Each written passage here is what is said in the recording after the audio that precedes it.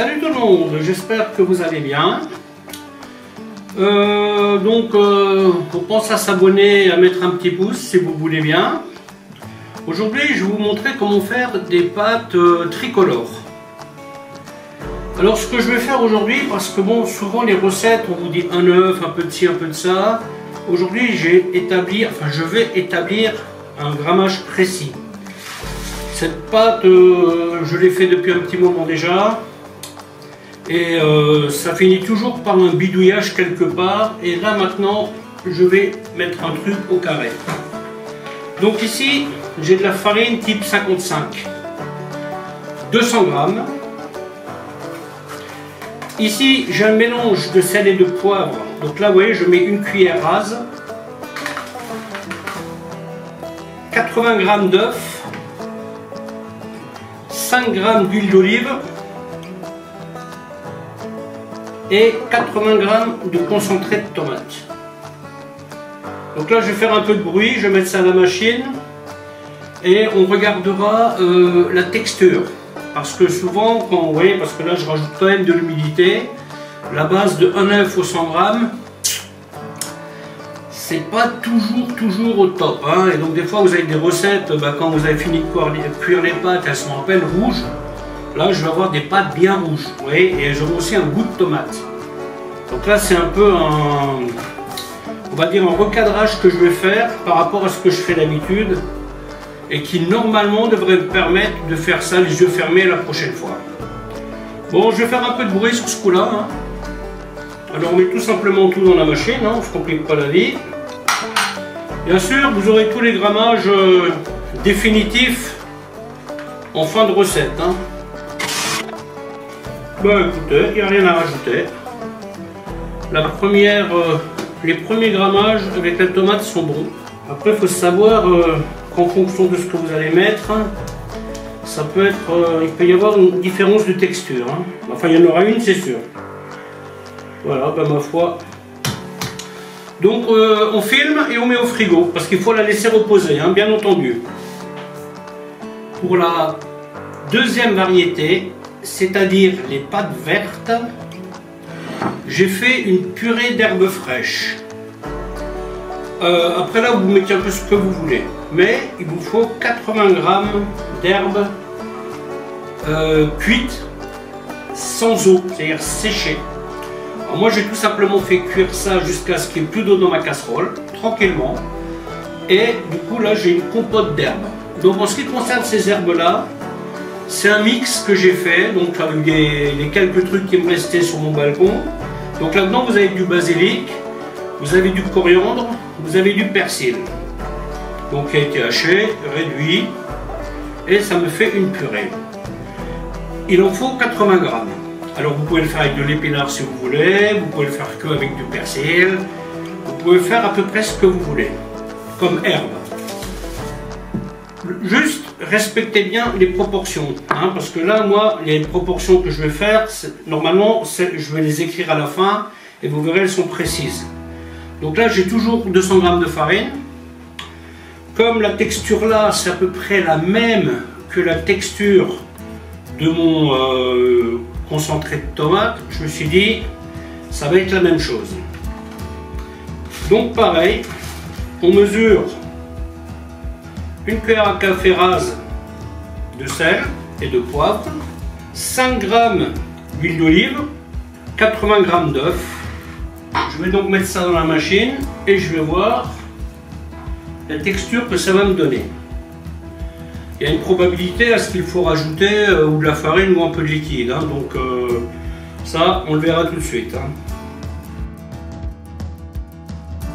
La pâte doit être souple pour être mise dans le laminoir, mais elle ne doit pas être trop souple non plus. Hein. Vous voyez, il faut vraiment trouver le juste milieu pour pouvoir l'étaler correctement. Ah, vous voyez, là, elle est un peu trop humide. Vous voyez, c'est toujours une question de texture. Hein. Après, il est probable que chez vous, ça soit trop dur. Ça ne tient pas à grand chose. Hein. Donc là, je vais y rajouter 20 g de farine. Là, nous passons à la troisième couleur, qui est donc la jaune. Donc le principe va rester le même, hein.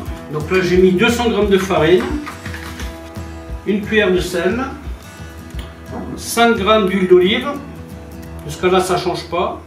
La différence qui va se présenter maintenant, c'est que ici nous ne rajoutons pas d'eau en fait, vous voyez.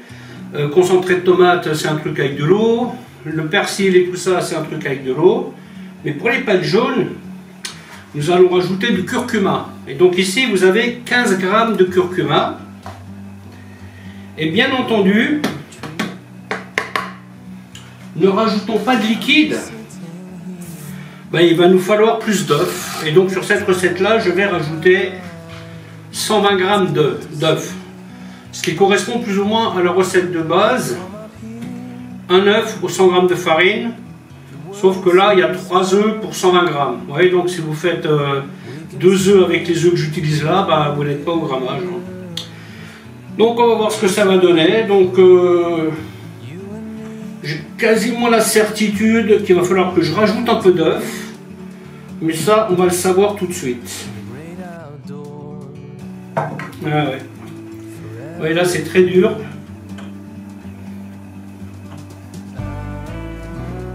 Mais bon, c'est pas aussi pire que je pensais. Donc là, ce que je vais faire... Donc là, on rajoute 20 g. Je vais mettre une petite goutte d'eau. Alors si vous faites cette recette, faites attention à utiliser la même farine. Hein. Parce que là, j'utilise de la farine bio type 65. Vous voyez, j'utilise celle-ci là, type 65.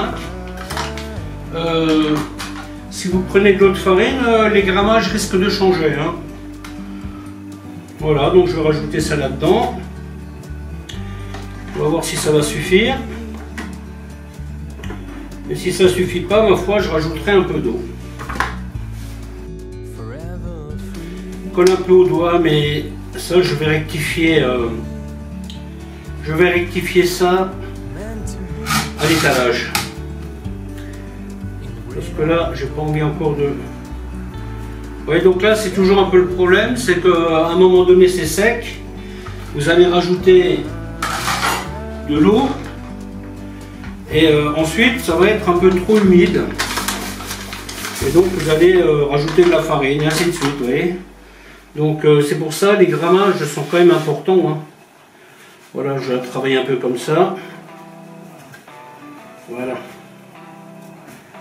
Et bien entendu, quand on travaillera avec la machine, ben, avec le laminoir, ben, il faudra mettre de la farine. Hein, sinon, vous allez faire de la colle. Ça peut être très facile comme très compliqué. Hein. Mais bon, la consistance, elle me convient.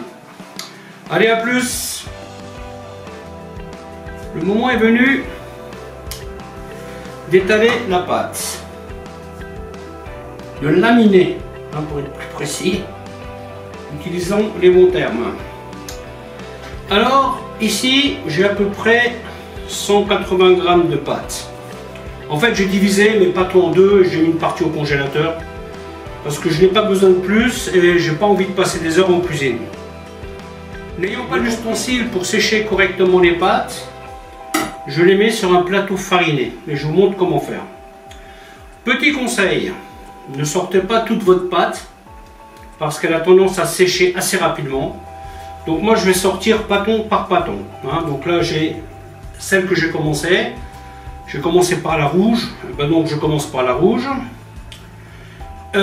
Si vous en faites beaucoup, alors j'ai dans le passé fait une grande quantité de ce genre de pâte, ben j'ai tout simplement utilisé un étendoir à linge, j'ai mis du papier film et j'ai mis mes pâtes à sécher là-dessus. Ça fonctionne très bien. Le seul hic, c'est qu'une fois que c'est sec, quand vous les enlevez, il y a une partie qui a tendance à casser et vous avez un peu tendance à en mettre partout. J'ai failli tendre un fil là, pour les mettre là. C'est possible, mais aujourd'hui je vais faire ce que je fais d'habitude, hein, je vais les mettre sur un plateau, parce que vu que je vais les cuire tout de suite, ça a très peu d'importance.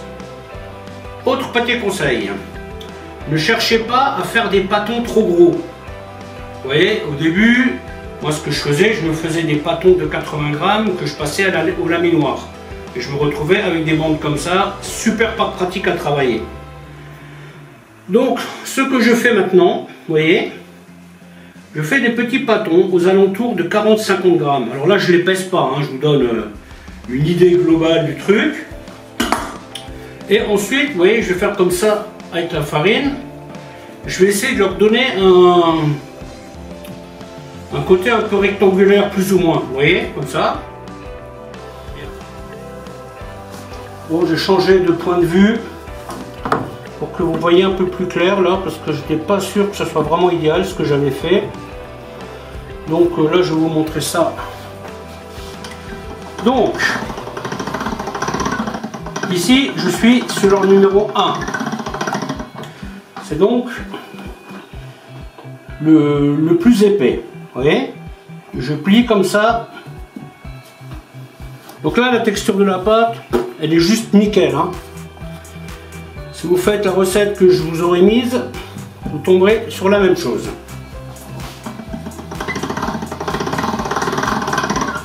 Voilà. Voilà. Faites bien attention à ce qu'il y ait toujours de la farine dans votre machine, hein, parce que sinon ça marchera moyen. Hein. Donc pas une tonne. Hein. Voilà. Ensuite, je les repasse sur le 1. Et je repasse sur le 1. Vous voyez, hop. Et vous allez voir avec quoi je vais finir. Hein. Vous comprendrez pourquoi je vous ai dit de faire des petits pâtons.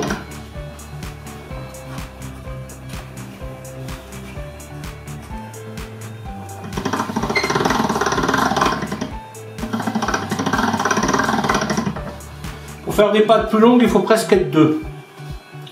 J'avais déjà fait ça avec mon fils.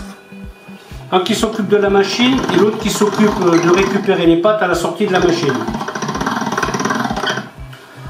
Voilà, vous voyez, donc là, nous sommes sur le numéro 1. Maintenant, je change et je passe sur le numéro 2. Surtout, ne cherchez pas à les affiner trop vite. Hein. Vous faites vraiment 1, 2, 3, 4. Si vous cherchez à aller trop vite, vous allez le regretter parce que vous allez en mettre partout dans votre machine. Et après, vous pourrez bien la nettoyer. Voilà. Ensuite, maintenant, nous allons passer à l'épaisseur 3. Donc là, l'épaisseur 3, c'est à peu près 1 mm d'épaisseur. Moi, je vais m'arrêter au 4.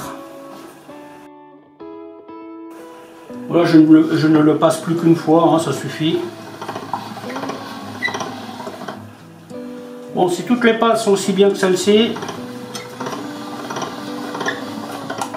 ça va être super.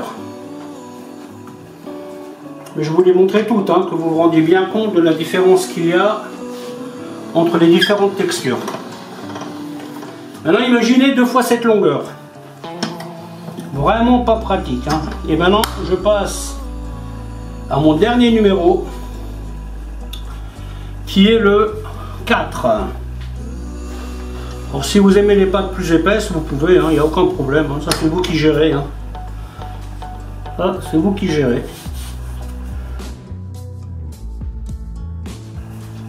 Voilà, et donc maintenant, à ce stade, voilà, ça cuit un peu.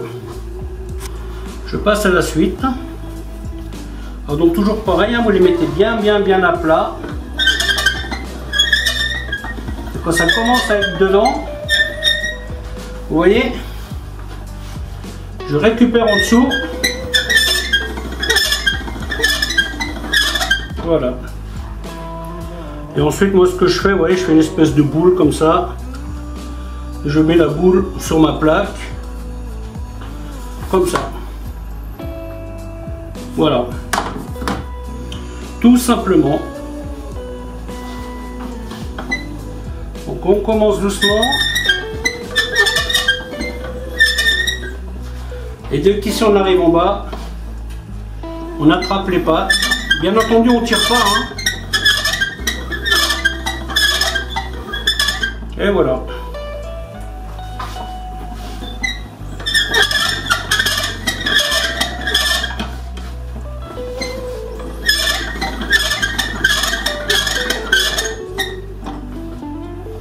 Voilà. Hop. Bien entendu, on farine un peu les petits tas. Hein.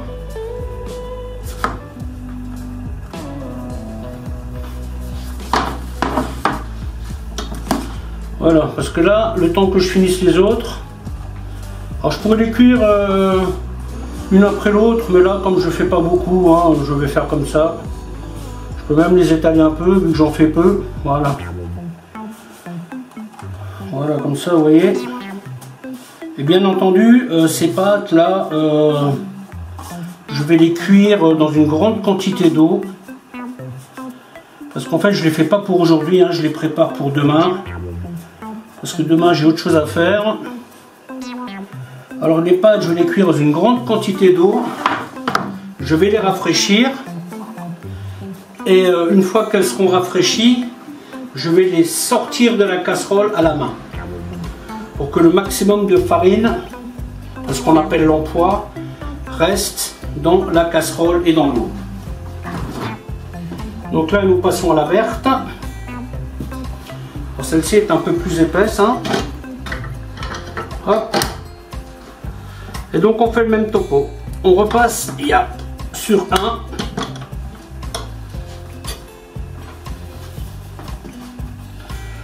Voilà, je coupe en 4.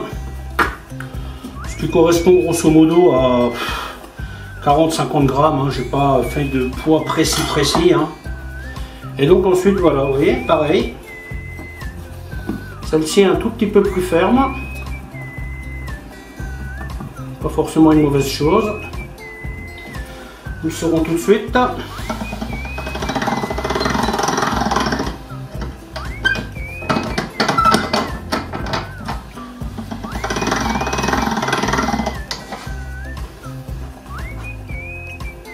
Et on plie.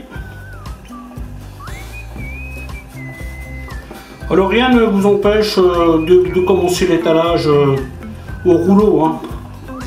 Moi je trouve ça inutile avec ma façon de faire. Et il y a des personnes qui vont attaquer au rouleau et qui vont passer au laminoir après. Hein, ça c'est à vous de voir qu'est-ce qui vous arrange le mieux. Hein. Voilà. Chacun fait la façon qu'il arrange. Et là vous voyez, elles sont bien vertes, elles sont bien rouges, elles seront bien jaunes. Et après la cuisson, vous aurez vraiment de jolies pâtes.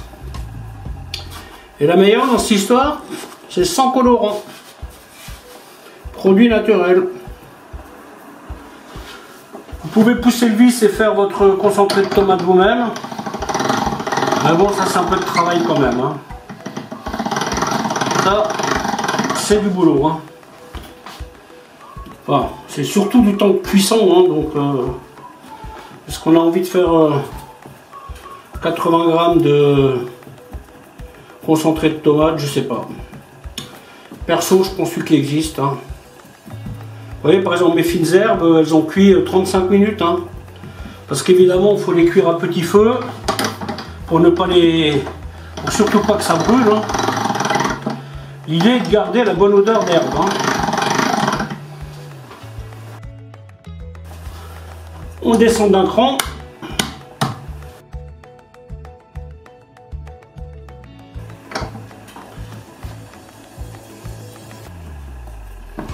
L'avantage de commencer par à peu près carré, enfin rectangulaire, c'est que vous n'avez pas trop de petits bouts, vous voyez?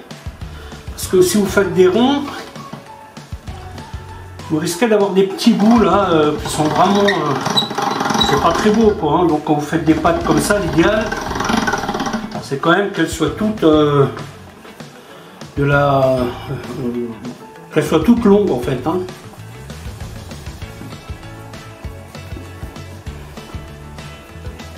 Faites bien attention à la texture quand vous les faites vos pâtes. que ça peut être une grosse galère. Hein. Si elle est trop dure ou si elle est trop molle, ça peut doubler votre temps de travail, hein, vraiment. Hein. Donc en grosso modo, ce que je dis toujours, vous voyez, vous serrez votre poing et vous appuyez là. Et ça, c'est à peu près la bonne texture. Ça vous donne un petit repère.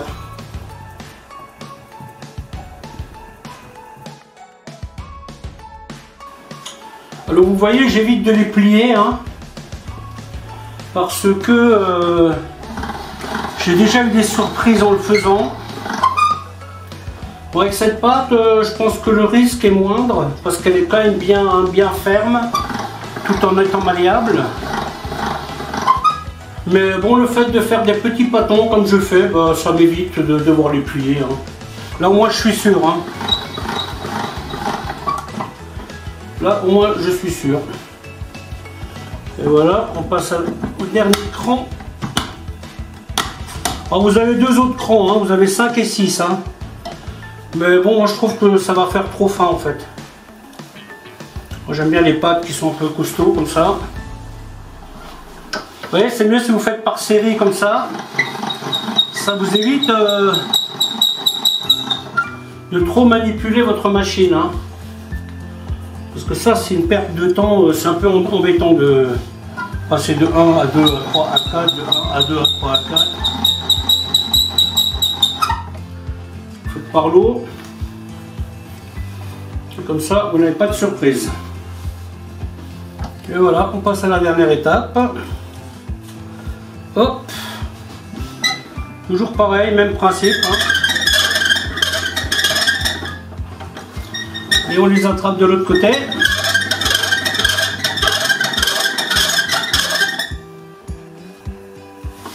Voilà, voilà. On va mettre l'eau à bouillir. J'aurais déjà pu le faire, mais bon, vu qu'il n'y a pas le feu,